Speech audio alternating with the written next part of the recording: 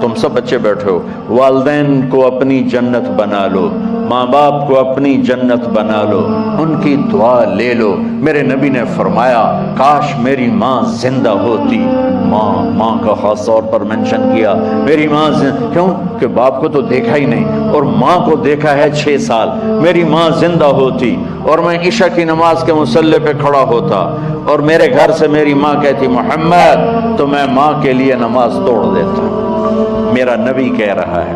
اور جب آپ حج پہ تشریف لے گئے اور ابوا کے میدان سے گزرے جہاں میرے نبی کی والدہ کا انتقال ہوا تھا، اس بات کو 57 سال گزر چکے ہیں۔ 6 برس کی عمر میں مدینہ سے نکلے 3 افراد، میرے نبی کی ماں، میرے نبی کے والد کی باندی ام ایمن، وہ بھی ماں ہیں، انہوں نے بھی دودھ پلایا تھا میرے نبی کو۔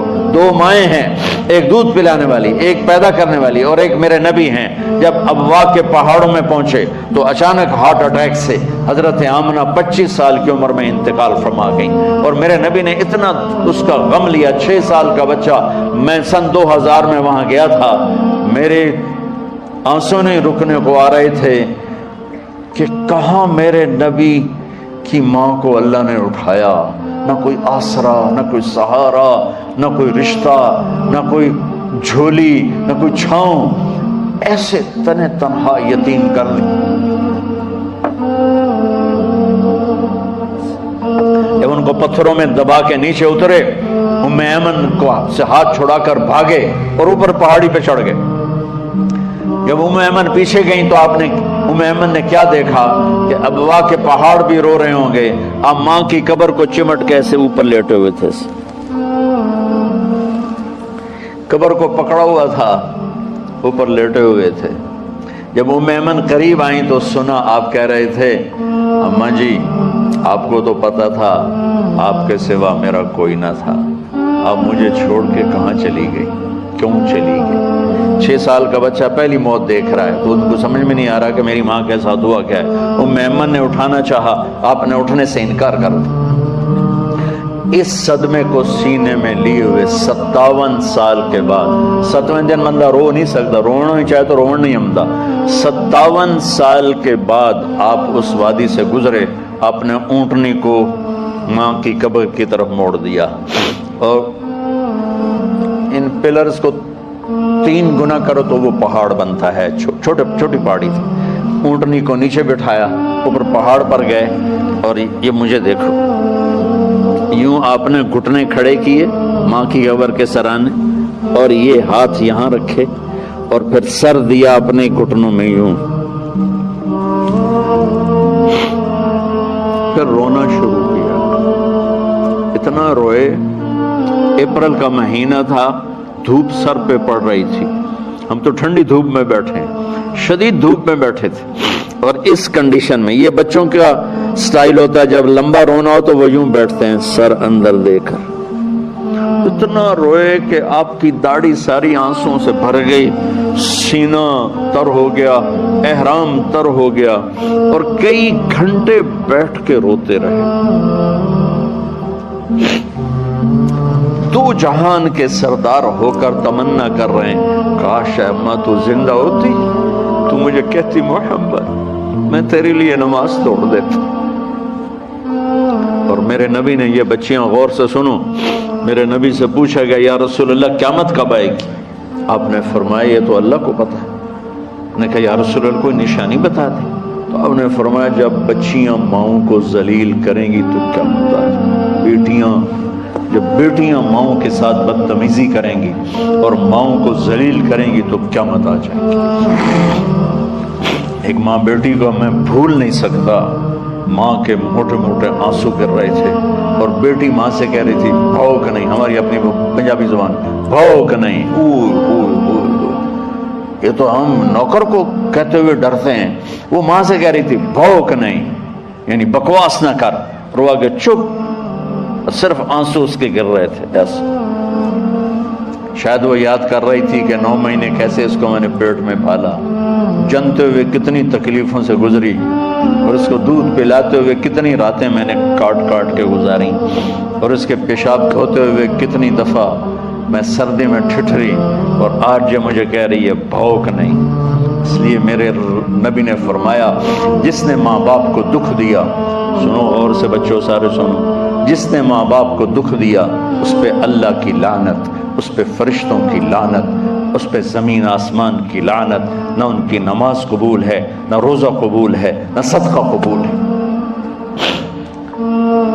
میرے نبی کی زندگی کا دوسرا روپ حقوق العباد، نماز حقوق اللہ میں آ جاتی ہے، میں حقوق العباد کی تھوڑی سی وضاحت کر رہا ہوں۔ ماں باپ زندہ ہیں تو دعا لے لو۔ والدین سے کہتا ہوں بچوں کو عزت دو، جہاں اولاد ماں باپ کے حقوق ہیں وہاں اولاد کے حقوق ہیں، اولاد کو عزت دو، اولاد کو عزت دو، اولاد کو عزت دو۔ بہت سی اولاد کی نافرمانی کا ذریعہ ماں باپ بن رہے ہیں، سختی کر کے، زبردستی کر کے اور ٹھونس کر چیزیں نوکروں کی طرح سلوک کر کے۔ میرے نبی کے گھر میں جب بیٹی فاطمہ ملنے کے لیے آتی تھی تو میرے نبی بیٹھے نہیں رہتے تھے، اب چیئر پہ بیٹھے ہوئے بی بی فاطمہ آ گئی، اب زمین پہ بیٹھے ہوئے ہیں بیٹی آ گئی، اب چارپائی پہ لیٹے ہوئے ہیں بیٹی آ گئی۔ میرے نبی کیا کرتے تھے؟ کھڑے ہو جاتے تھے، کھڑے ہو جاتے، ایک دم کھڑے ہو جاتے تھے، اور پھر کھڑے نہیں رہتے تھے، تیزی سے آگے بڑھتے تھے، حضرت فاطمہ کا ہاتھ پکڑ لیتے تھے۔ یہ والدین غور سے سنو، حضرت فاطمہ کا ہاتھ پکڑ لیتے تھے اور ہاتھ پکڑ کے مجھے دیکھو یوں بوسہ لیتے تھے، بیٹی کا بوسہ لیتے تھے، پھر ہاتھ چھوڑتے نہیں تھے، ہاتھ پکڑے پکڑے لاتے لاتے لاتے ان کو چارپائی پر پہلے بٹھاتے تھے پھر خود بیٹھتے تھے۔ یہ باپ اور رسول ہو کر بیٹی کو یہ عزت دیتے تھے۔ پھر وہ جنت کی عورتوں کی سردار بنی، پھر وہ جنت کے سرداروں کی ماں بنی، پھر وہ اللہ کے شیر کی زوجہ بنی۔ تو والدین سے کہتا ہوں کہ اپنے بچوں کو عزت دو، عزت دو، عزت دو، عزت دو۔ پھر آپ سے زندگی کے بڑے فیصلے ہیں شادی۔ اب لوگ اکٹھے پڑھتے ہو لڑکے لڑکیاں، اپنی شادی کے فیصلے خود نہ کرو، اپنے ماں باپ کے حوالے کرو۔ اس میں شرافت بھی ہے، اس میں برکت بھی ہے، اس میں رحمت بھی ہے، اور اس میں والدین کی دعائیں بھی ہیں۔ کورٹ میرج کو ہوا نہ دو، boyfriend girlfriend culture ہمارا نہیں ہے۔ میرے نبی کے طریقے میں مرد اور عورت کا صرف نکاح سے تعلق ہے، اس کے علاوہ سب جہنم کی آگ ہے۔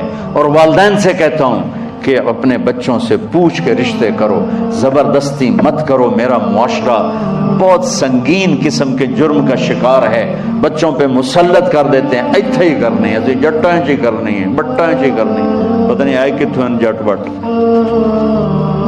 چلو تم ناراض نہ ہو، راجپوتائیں جی کرنی، میں راجپوت ہوں، میں اپنی قوم کو بھی رگڑ دیتا ہوں، راجپوتائیں جی کرنی، اگاں کرنی ہی کوئی نہیں۔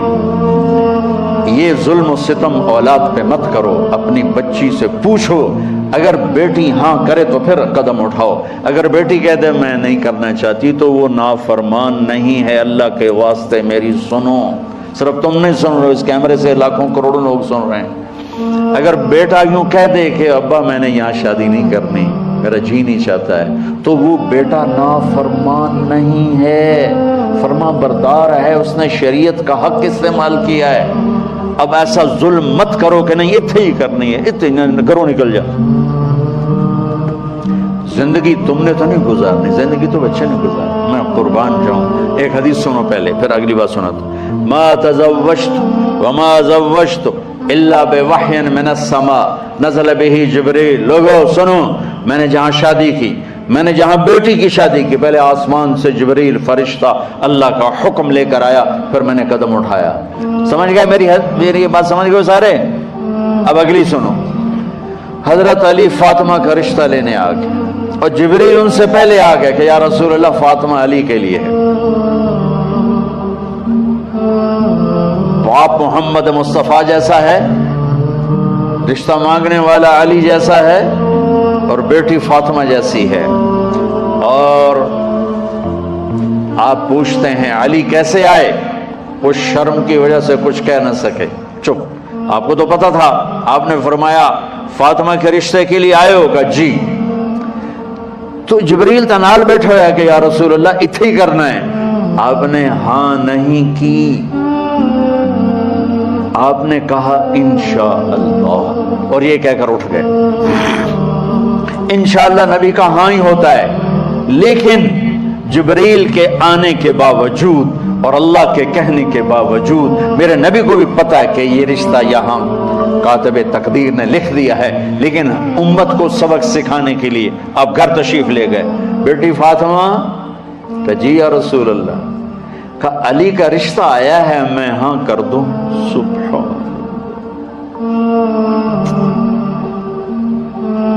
اپنے دیہاتی بچیوں پہ مجھے رونا آ گیا کہ جنہیں پتہ ہی نہیں ہوتا سانو کہیں دے نال بندے پہن جانور ہے یا انسان ہے۔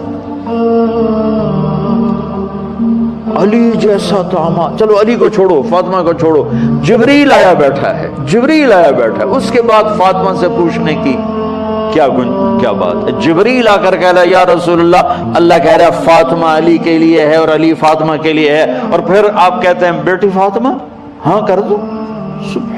ہماری تو آج کی بیٹیاں انکار نہیں کرتی، چپ کر کے گاں ماج طرح بن چھڑ دین کلے نال۔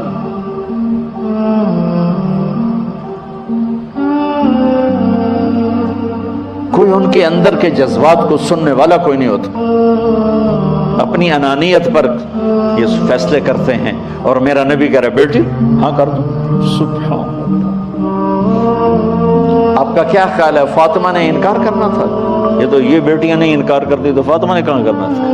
لیکن یہ سبق دینا تھا ان والدین کو جو نادانی میں نادانی کے فیصلے کر کے اولاد کو ہمیشہ ایک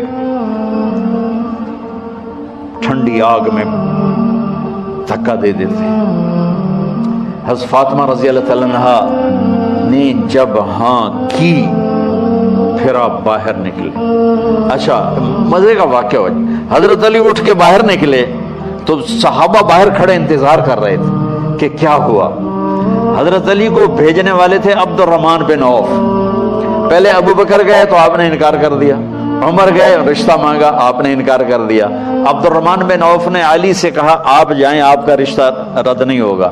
کہنے لگے میرا تو ذاتی گھر بھی کوئی نہیں، مجھے کہاں سے رشتہ ملے گا، میں تو بالکل غریب ہوں۔ کہ نہیں تم جاؤ۔ تو واپس آتے انہوں نے عبد الرحمن بن عوف پہ چڑھائی کر دی، وہ کیا ہے نا تو میں نے گلے آئی، انکار ہو گیا۔ تو صحابہ نے پوچھا کیا ہوا؟ کہا کچھ کہا ہی نہیں، چپ کر کے اٹھ گئے۔ تو عبد الرحمن بن عوف کہنے لگے کچھ بولے صحیح، کہ بس اتنا کہا انشاءاللہ کا تو مبارک ہو، نبی کا انشاءاللہ ہاں ہوتا ہے۔ اچھا تو اتنے میں آپ باہر تشریف لے، کہا علی کہ جی کہ بلاؤ، لوگوں کو بلاؤ۔ سوری مسجد بھر گئی آپ کے، سوری مسجد فل ہو گئی۔ آپ ممبر پہ کھڑے ہوئے علی کو سامنے بٹھایا کہ لوگو یہ جبریل میرے پاس اللہ کا پیغام لائے ہیں کہ میں فاطمہ بنت محمد کا نکاح علی کے بن ابی طالب کے ساتھ کر دوں۔ پھر آپ نے خطبہ پڑھا اور کہا کہ علی میں نے فاطمہ بنت محمد کو 400 درہم مہر کے عوض تیرے نکاح میں دیا، تو نے قبول کیا؟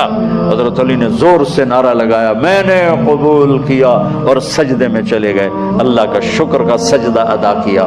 پھر میرے نبی نے وہیں سارے مجمع کو شہد کا شربت پلایا اور تازہ کھجوریں کھلائیں۔ پھر جب رخصتی ہوئی تو آپ نے حضرت علی سے فرمایا کہ اب آ کے لے جاؤ۔ پھر آپ نے حضرت ام سلمہ، حضرت حفصہ اور جناب حضرت عائشہ رضی اللہ تعالیٰ عنہ، ان تینوں کو بلا کر فرمایا تمہیں پتہ ہے نا مجھے فاطمہ سے کتنا پیار ہے، تو تم فاطمہ کو دلہن بناؤ، اس کی تیاری کرواؤ، اسے دلہن بناؤ۔ تو ان تینوں نے حضرت فاطمہ کو دلہن بنایا۔ پھر آپ نے حضرت علی کو پیغام بھجوایا، وہ تشریف لائے، اپنی اونٹنی لے کر آئے، حضرت عقیل ساتھ ہے، سلمان فارسی ساتھ ہے، اور دروازے پر اونٹنی بٹھائی، آپ علی کو اندر لے گئے اور یوں فاطمہ کا ہاتھ پکڑ کے علی کے ہاتھ میں دے کر فرمایا علی تمہیں نبی کی بیٹی مبارک۔ سبحان۔ پھر آپ نے کہا میری بیٹی فاطمہ مجھے اپنے خاندان میں جو سب سے زیادہ محبوب تھا میں نے تیرا ہاتھ اس کے ہاتھ میں دے دیا ہے۔ والدین سے کہتا ہوں اپنے نبی کی زندگی پڑھو۔ میرا درد ہے کہ ہماری ثقافت میں اسلام داخل نہیں ہوا، ہمارے عبادت میں اسلام آ گیا، بہت سارا مجمع مرد عورتوں کا نمازی ہے، حاجی ہے، عمرے کرتے ہیں، لیکن ثقافت میں نبوت کی جھلک دکھائی دے، ثقافت میں اللہ کا نبی دکھائی دے۔ वो नहीं है, जिंदगी बीत गई इस इंतजार में, मुद्दत से लग गई थी लबे बाम टकटकी, थक थक के गिर गई निगह इंतजार आज, पता नहीं कब सुबह होगी। चलो कहते तो जाएं मुझे है अगरचे बुत हैं जमात की आस्तीनों में, मुझे है हुक्म अज़ान ला इलाहा इल्लल्लाह। वालिदैन के ज़िम्मे है औलाद को इज्जत देना, उनके सबसे बड़ी ख्वाहिश में उनका एहतराम करना कि ज़िंदगी उन्होंने गुजारनी है, और आपके ज़िम्मे है वालिदैन के आगे सर झुका देना। अल्लाह के वास्ते कोर्ट मैरिजेस और खुफिया शादियाँ ये ना हमारी सकाफत है ना ये इंसानियत है। हमेशा दुख दर्दों में ज़िंदगी गुजरती है कि असल ज़िंदगी तो मौत के बाद आने वाली है। तो वालिदैन पढ़ें शरीयत को, औलाद भी पढ़े अपने नबी की ज़िंदगी को। एक शख्स हज़रत उमर के पास आया एक बेटे को लेकर, कहा अमीरुल मोमिनीन ये मेरा बेटा बड़ा नाफरमान है और मुझे बहुत तंग करता है। हज़रत उमर के पास लाठी होती तो उन्होंने यूं उठाई, वो कहने का हुजूर माफ़ी दिया जे, एक मेरी गल सुन लो। आपने फरमाया क्या? कहने लगा माँ प्यो दे बड़े हक हैं, बिल्कुल ठीक है, पर कोई साडा हक भी है माँ प्यो? आपने कहा हाँ। आपने कहा हाँ। कहने लगे जरा वो बता दें। का पहला हक है अच्छी माँ तलाश करे, नेक औरत तलाश करे। दूसरा हक ये है नाम अच्छा रखे। तीसरा हक ये उसको कुरान की तालीम दे। कहा जी फिर सुन लो हजरत जी, ऐसा मेरे प्यो को पूछो इस हबशी औरत नाल शादी करके मैनू हबशी मां दी, इन्हें कोई अरब मां ही नहीं लगती। मेरा पहला हक इस मारे है। दूसरा सुन लो, इसने मेरा नाम जोलान रखा है। जोलान गंदगी के कीड़े को कहते, इसने मेरा नाम जोलान रखा है। और त्री सुन लो, इस आयते मैंने कुरान दी शक्ल नहीं विखाई। हजरत उमर वो सोटा हो सिर ते फेर दे, पहले तेरी मालिश करा फिर यदि कर।